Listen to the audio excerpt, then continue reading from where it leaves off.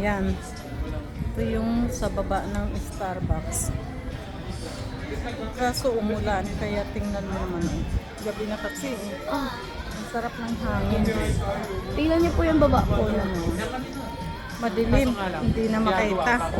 Kaya hindi maganda pala sa gabi. Kasi na, ayan. Yan.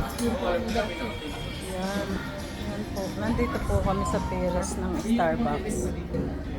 Ayan. Ito yun, sa loob. Ayan. So, yun sa loob. So, pero ito yung sa ano. Kaya, madilim kasi umulan. Kaya yun dito sa labas, nagpasokan sa loob kasi umuulan.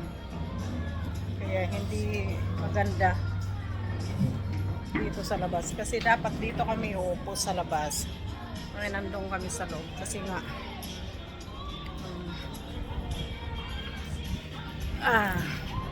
yun.